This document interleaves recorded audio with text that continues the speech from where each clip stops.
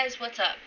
Alyce here. I'm going to be doing a quick video to kind of explain to you the whole artifact power system, along with some of my suggestions for using your artifact power when you need to have more than one spec ready. If there's a specific part in the video that you are really interested in, go ahead and click on the button to take you to that part of the video.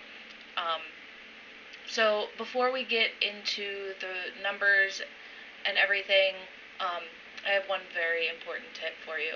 So you have the ability to reset your traits on your artifact. You never want to do this because of the way the current system is. If they change it, maybe down the line, but you really don't need to. So the cost to reset your traits is actually the same as the cost of your next point in the tree. So all you're doing is losing artifact power at that point. So if you put a point in the wrong spot, it's fine. Just put it in the right spot on the next one and you don't lose anything, because you're going to lose that amount anyway. So first here we're going to go over what the artifact power cost is per trait. So each trait for that weapon, the cost for them go up exponentially as you unlock more of them. The first trait on each weapon is actually given to you at the end of the quest when you open up the table or whatever's in your order hall, to put that first point in your artifact weapon. It's kind of like their guide to show you how it works. So that first trait is 100 AP, but it's already on the weapon for you, so you don't even need to really worry about getting that. On that note, the first 13 traits are really cheap. They are so cheap, in fact, that the cost of them all put together is less than the 14th trait all by itself. So traits 1 through 13 total 6,500 artifact power, and trait 14 by itself is 6,840 artifact power. So that's a huge increase on that one. But it kind of works out as you go along as well. So trait 14 and up increase in cost the more and more as you go, but again, it's really not that big of a deal. I know it sounds scary, but it'll be okay. So you might be asking, how do you get your artifact power, right? So you basically get it from whatever you're doing. All of the quests that you get while you're leveling give you artifact power. The amounts scale with your level, but the artifact power you're getting while you're leveling is nothing compared to what you get at 110. So use it on whatever weapon you want. If you want to level faster, use it on your leveling weapon. If you want to save it for your raiding weapon, if you're using a different spec, like some healers will probably be doing, then save it for that one, which you get at 102 anyway. So however you want to use the leveling AP, it's fine. So next is your first random normal dungeon per day gives a bonus 100 AP.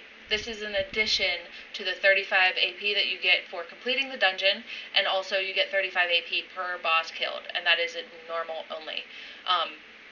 Next is for heroic dungeons. The first heroic dungeon per day that you get, this is for the random heroic, you get a bonus 200 artifact power, plus 100 for completion and 55 per boss. Mythic and Mythic Plus dungeons would give 200 artifact power. I believe the bosses probably drop some too, but I couldn't find the exact numbers on those. So your world quests, which are a really big thing in Legion, they give a varying amount of AP. You'll see them on your map. It'll tell you how much they give. And they vary. The base amount would be from 150 to 400. The Emissary Quests, which are your quests that are on your world map, they say go and do 4 world quests for this faction, and then you get a chest, and that chest would give you 400 AP. So the massive, really big amount of artifact power you're going to get at the beginning, at least, is when you're doing all your quests to unlock Suramar, which you need to unlock the last 2 mythic dungeons. This is where your major rep comes in. This is where you're going to be at 110. So each quest gives you 100 artifact power, and then the quests that complete part of the Lore Master achievement, I believe there's 8 different sections of those, give between 350 to 500 artifact power as well for those. Also, there's a couple other things that are really minor. Your battleground wins will give you 50, and arena wins will give you 5, and then you can also go around and find all your treasures, and they give between 10 and 50 artifact power. So, all of those amounts, when you're looking at those, and you're looking at how much these traits cost, it really doesn't seem like it is enough, right? It feels like it's going to be really grindy. Well, they actually implemented something to kind of counteract that. So this system would be the artifact knowledge system. In your order hall, once you hit 110, you'll get a quest that is called Hitting the Books. And what this does is it unlocks work orders. These work orders are 500 order resources, and then you can have 2 going at a time, and then when it completes, it gives you a scroll called Artifact Research Notes. When you use this scroll, you gain an artifact knowledge level. These levels actually increase the amount of artifact power that you get per item by a percentage. As soon as you hit 110, you want to start these. You want to get this artifact knowledge up as fast as possible. Now, they are gated behind a time gate because they are work orders, but you want to keep those going so that, I mean, it takes 2 seconds. You run over to the guy and you click the button.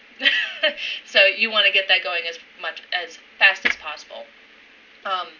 So the bonus that you get from this scroll, from the artifact knowledge, is not retroactive. So all of those little items that you got while you were leveling are not going to go up once you get artifact knowledge. So there's no reason not to use them while you're leveling. There's no reason to hold on to these while you're leveling. It's just completely useless. Plus, it takes up all your bag space since they don't stack. So again, each knowledge level increases the amount of artifact power you get from the items by a percentage. This starts at level 1 for 25%, and then level 2 is 50%, 3 is 90%, and so on.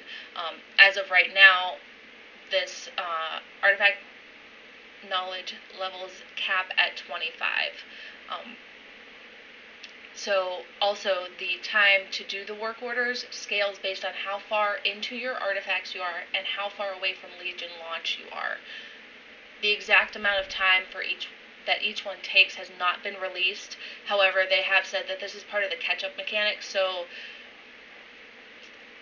pretty much they're going to be reducing the amount of time that these work orders take as we get further into the expansion, so that, you know, alts can have an easier time leveling up their artifacts, you can get your off specs easier, all of that. And people coming back to the game or playing for the first time aren't going to have this huge amount of catch up. They're going to have that in place already to increase the amount of artifact knowledge that they're getting.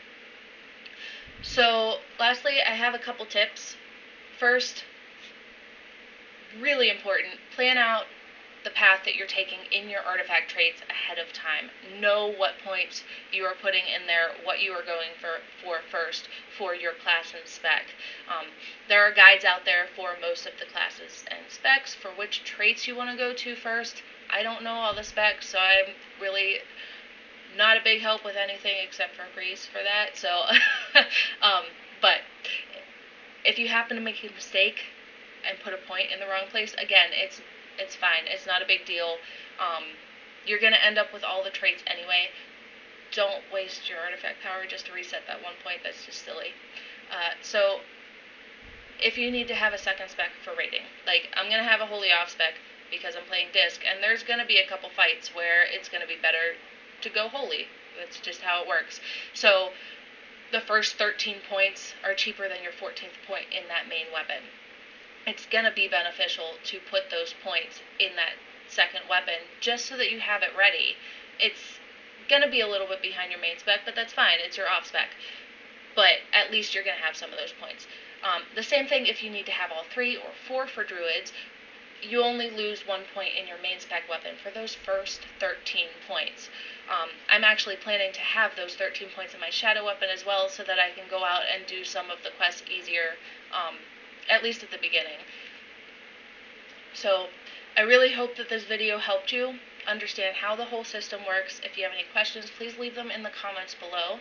Make sure to like and subscribe to the channel. And also, we're going to be starting streaming this week with Legion launch and on. So the links for the Guild Twitch and my own will be in the description below. And feel free to come hang out with us. Thanks, and have a great day.